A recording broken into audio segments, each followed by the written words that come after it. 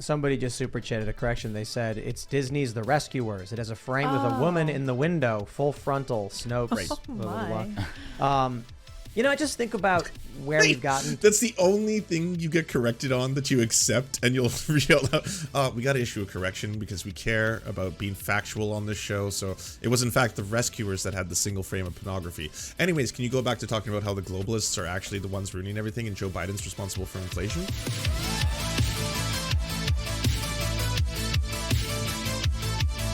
About you know, Disney, right? The Lion Oh, King. yeah. The Of course. Lion King, he lays down, it says sex, and then I think the official explanation was no, it says SFX. Is that what it was? Something like that. remember. Then there's the cover of the Little That is true. Mermaid. Then there's Aladdin saying, what penis. does he say? Good. What does he say? Something about forget. taking off your clothes. Oh, geez. There's a bunch of Yeah. wieners everywhere. Let's just be real with each other. That's what it is. You know? Isn't what like the Great Mouse Detective had something? Did it? Oh, I don't. I One didn't see that one. one frame of actual porn Yeah, I could be wrong. inside the window of while they're scrolling down one of the windows at one exact moment for just one frame has a little shot of a porno put in there. Because I learned all this from watching some like newgrounds.com video back in the day, but it was like under a carriage was a small like porn frame or something. I don't know if that's real, but that's like another part of the legend or whatever.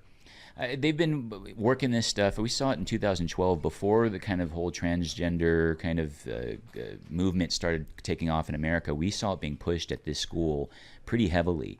And then, of course, you see these major writers, you know, writing these series, writing these movies, and they're part of this whole scene. And so we've been, I think that it's been embedded within the culture for a while. We always wonder, how do these things happen? They happen because we've allowed the left and the woke to monopolize all of these institutions that define what it means to be American. So, you know, Okay, so trans people have always existed. They're not like a new phenomenon. It's not something that just suddenly appeared, and now we're having to come to terms with this brand new phenomenon and how they're represented. All right, let me pull up Microsoft Paint. Never used it on stream. The ultimate drawing program, but I do want to show a point. Fuck, I hate Microsoft Paint so much. So this is how conservatives think everything works. They think studios, just like draw this out. Studios. They think studios write in women characters, black characters, trans characters, basically marginalized communities, right? Indigenous characters. And then they do that to force people to accept them as being part of culture and how they influence culture. This is how it all works. Whereas it's actually, they already exist. Like, I'm not going to say part of culture, we can get rid of that, but they are already part of existence. And because they're already part of existence, then, or do it this way, the studios want to put them into movies, television, that kind of stuff, because they want that representation to, it's basically as the Overton window moves along, they're going to do a whole bunch of studies, and they're going to do, those conferences where they try to get people's information, test, do all kinds of assessments. They find out what exactly is going to work. Conservatives also think that they've found the magic formula, and that's fake controversy. So they do these like test screenings or whatever, and they're like, hey, you know what? Our movies are dog shit. They're ass. But we want people to promote them in the real world. So how do we do that? Well, why don't you feature characters who are black or indigenous, and why don't you feature women, or why don't you feature a trans character, just to drum up that good old-fashioned controversy, so that will bring people into the seats to watch their shitty movies. Now, I'm not saying that there aren't decisions that are made at a corporate or executive level that might have, hey, by the way, should we try to, like, there's all these different, quote, woke advertisement. That is 100% true. They don't care about the things that they're talking about with the woke ads. They merely think about, hey, by the way, if we do this, what do you think? If we put this stuff out there, are people going to want to watch this? Are people going to care about Gillette if they care about a cause? That is a true thing, trying to get a cause associated with the thing. But when it comes down to what decisions Disney makes, it's money. It's what's going to try and generate them as much profit. What's going to be the most profitable? How do we get people to be profit? If all these people think that they only make these decisions exclusively 100% to try and indoctrinate you, to try and like get you to do things and drum up controversy, then you're giving them exactly what they want. Like, no one would be outraged about these kind of things if it wasn't for these weird ass racists and neckbeards online. If it wasn't for them freaking out about this, no one would be talking about this. The fact that there's now a black mermaid. Like, you know what I would have said? I would be like, I'm not going to watch it because every single fucking Disney live action movie is shit. But that's cool for representation that, young black girls can see that black mermaids can be prominent characters in the show. It's already been done before. It's not controversial. And it's also been done in live action before, all that kind of shit. They're the ones who generate all of this kind of stuff. And they always say, well, it's not about the fact that there's representation. It's the fact that at the end of the day, we just don't want to have woke indoctrination. I think that's one of those kinds of things where the only way to fight back, the only way to push back is to create our own institutions and get our own messages out there. Here's what we're doing. One of the things that we're working on here is, aside from music and, Castle, like all of the projects we've been working on have been apolitical. But one of the things we're doing is we're setting up a physical space, which will probably be... we want to do like a gaming space, board games, but we want to do events called Saturday morning cartoons, where Saturday mornings you bring your kids. There's like a buffet of like catering, pancakes, sausage, waffles, hash browns, and then we have like little arcade games, but we play cartoons that parents approve. So we can bring back that, we used to wake up, on Saturday morning, watch the cartoons, and the cartoons weren't so bad. We want to bring that kind of thing back, and we want to wait, what, to your compound? What the fuck? Damn, he's leaning hard into this whole, like, I'm building like an actual society style stuff. I want to create a place where neighbors can meet each other and hang out, build community, and build a culture around, where we live. It's a gold rush right now, I think, as far as the way really that creepy. they see this all happening at Disney and Netflix and what have you. They want other options. They just don't have the options out there. For so many years, I would tell people, do not...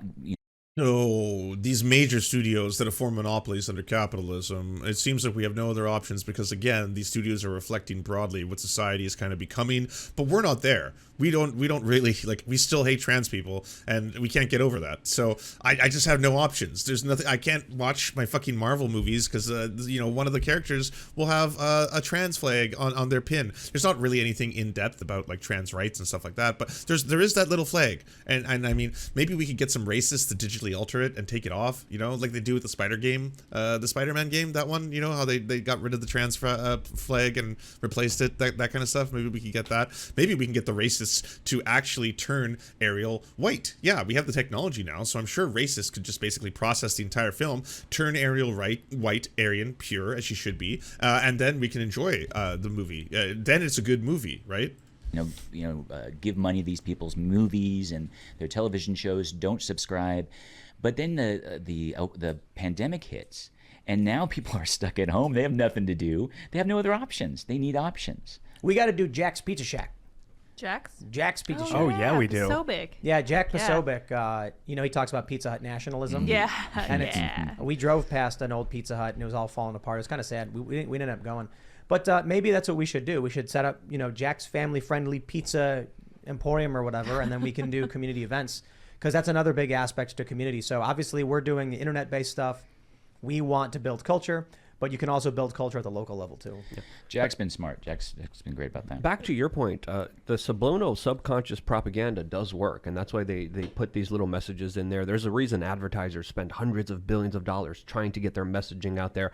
And truly what happens with children, especially when it comes to Disney and all these other mega corporations, and the images and the messages, and really the propaganda deep down, when you really look at it, when you're able to take a step back, because when you watch entertainment, you usually go into your kind of reptilian brain. You don't think, you just kind of sit there and consume it. You're in this phase where you're just getting injected with entertainment. It's not entertainment. A lot of it is propaganda. A lot of it is programming that programs people to believe families are bad, to believe healthy relationships are bad. And as you said, to make children in this kind of state where, of course, they're going to be prevented from having healthy relationships in the future. But the culture is extremely important. We have to fight back. I think memes are also extremely important, like the meme that Tim just showed just a couple of moments ago. But there's another meme that I saw today to bring this back to the conversation that we originally had here, and it was of a Deutsch dog in the 1920s saying, "I lost my house, I lost my job, I lost my savings, I lost everything." And then you have the Giga Chad Deutsch dog in 2020 saying, "I never had any of those things." Ew, what happened to the Quarterines account? Why does it have all this stuff? Anyways, banning gambling on Twitch is a slippery slope. Most of the streamers demanding it are not equipped to understand. Okay, issue understander. Personal responsibility exists. It can be selectively used. Subathons, gacha games, tub streamers all desire to separate people from their money. What about the sugar? You fucking talk about hot tub streamers all the time. You have so many videos where you go off about it. Or fucking Whamin, Pokimane. Fucking you hate every single one of them who makes money off what you perceive as just like using their bodies.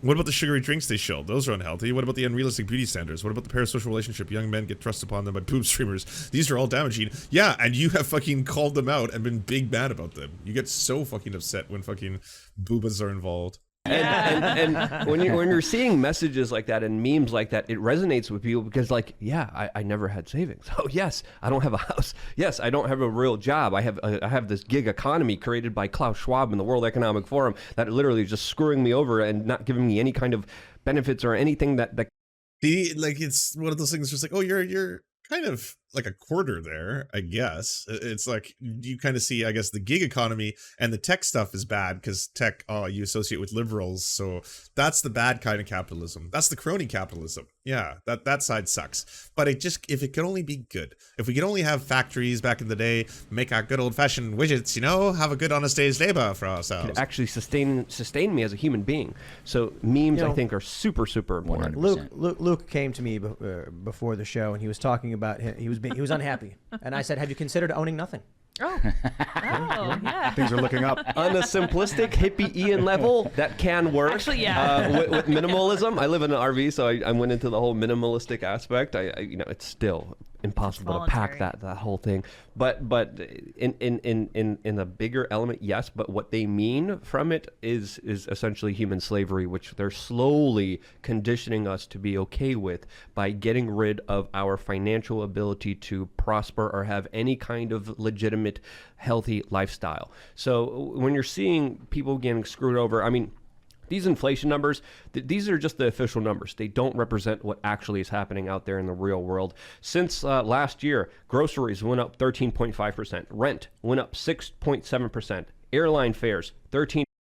Why? Is it Joe Biden? Did Joe Biden do this? Is it all fucking, why did Biden make everything so much more expensive? 0.4%. Electricity, 15.8%. That's a lot higher than the 8.3% reported just in August. What's happening out there is a total bloodbath. The poorest people of the world are being screwed over, are literally just taken by their feet and shaken by all these globalists, by all these leaders that just want everything from them. It's disgusting and it's sad. And the poverty, the homelessness, the suffering is created by politicians. And because we don't see what's going on.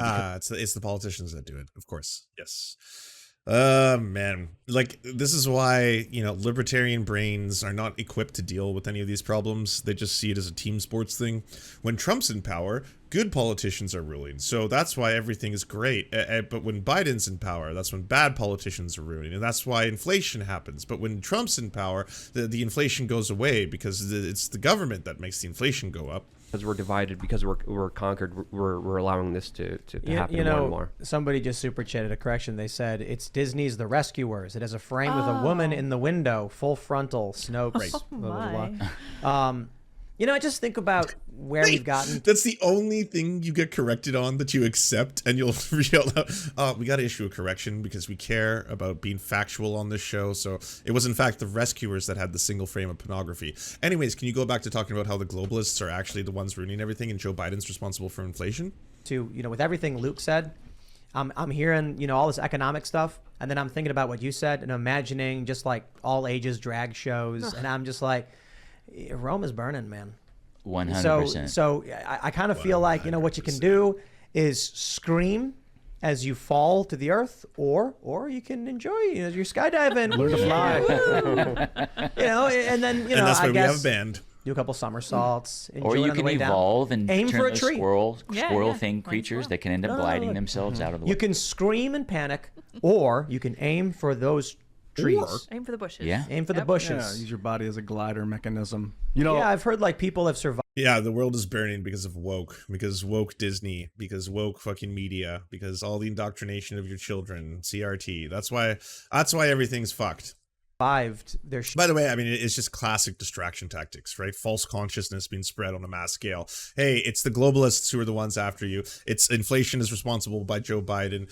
It's evil government is the problem. We need to get rid of government. We need limited government. We need Trump in power, who is definitely not going to expand the reach and power of the government. And that's why you're unhappy. That's why you can't get erections, ultimately. shoots failing, like falling into trees and stuff. So I've seen those stories. Maybe. The American revolutionaries had to fight a war to seize their property back from the king, or basically retain or gain the rights to their own property that the king had seized from them, however you want to look at it. And to think that we might go back there is really bothering me. I don't like that BlackRock or Blackstone has been able to purchase property. I don't think it should be constitutionally legal for megacorps to buy property. That doesn't make sense to me. Maybe not single family homes. But I would say you hit the nail on the head with the hammer, except for the might part. I mean, look at the rate at which we're taxed. So they were concerned about... It is true. Massive corporations should not be able to buy up vast amounts of property. And the problem is, he's like, I think families should. Well, then what happens with Bill Gates? Is Bill Gates, as a billionaire, should he have the right to own more farmland than anyone else? Just one individual just buying up all the fucking farmland in America? Clean up your room. Should that be allowed? So, man, it's crazy to think about this idea that after the American Revolution, you owned land. That was it. You owned land. Now you can't own land without paying 1,000,001 taxes. I think the real indicator is whether we're going to just into a civil war or not. And we've talked about this on Red Pill America a lot. We've actually done an episode on it. We believe the that Tim we're Pool show. I don't venturing really towards know this that guy. area. We agree with. Oh, this is so boring. Anyways, I think this is probably the last thing I'll ever do on this topic because it's been so fucking tiring, the Black Little Mermaid discourse, and it just seems to never fucking end because they're all obsessed with this children's cartoon. So I pointed out the fact on Twitter to a bunch of people, it went viral, that The Little Mermaid has canonically had non-white mermaids already in its show. And obviously that got shared a bunch, but it also filled up with thousands and thousands of neckbeards, and it got retweeted by, Weedlord, the ex-co-host of the show, the Quartering, everyone was fucking really mad about it. And they were all screaming, this is not a race swap. Make a fucking movie then about these side characters and stay away from our pure Aryan Ariel, okay? This is also not a live action film. You've proven nothing. And so then I was like, well, okay. They actually did do live action renditions of this already on Broadway. And guess what? It was played by a Japanese American. A Japanese American played Ariel in The Little Mermaid, the Broadway play. And then after that, they were like, well, that's fucking a Broadway play. That doesn't count. It wasn't on TV. So then they did a live action rendition of The Little Mermaid. And guess what? Ariel was played by a half Native Hawaiian individual. She is not white. Her father happens to be, I believe, a mix of Portuguese, Chinese. She is not white. She is 100% not white. It's been done. It was on TV. It was on ABC. This happened already. There was a live action Little Mermaid who was not white already. Yes, this is the woman who played Moana. Queen Latifah. Shaggy. To be honest, it's a pretty amazing lineup, not gonna lie. And then, on top of that, they keep moving the goalpost. No matter how many things I show and prove and demonstrate, they then got even madder that I was like, this already happened. There was a live action Little Mermaid, it was on TV, and Ariel was played by a non-white person. And then they were like, well, you're just bringing up examples of shit no one's heard of and no one watched. Then I had to go, The Little Mermaid live ratings blows Fox's Rent and Numbers Out of the Sea. ABC's first semi-live musical is the fourth highest rated ever in the modern era. Over nearly 9 million viewers tuned in to watch it. It would become one of the most successful live renditions of anything since fucking Grease. So, yeah. People watched it. People liked it. It featured a non-white Ariel. What more do you need at this point? Is it just because she's black? Is that it? Because yes, I guess that's true. Technically, it has been portrayed. This is the first time it's being portrayed by a black person. But you've run out of posts, I believe. How many more goalposts can we move down? Broadway, live action. It's like, you weirdos, you internet weirdos. They'll never stop, by the way. There's nothing I could have said. There's nothing I could have done.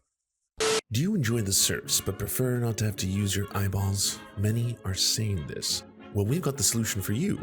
It's the Serf Times in podcast form. Available on most major podcasting networks now. If you enjoy it, please consider leaving a good review and feedback because it really helps the show out, apparently, and it's free, just like the podcast. To our gods, Xander Corvus and Peyton L. Juste, we shall spend many a generations building mighty cathedrals in your honor.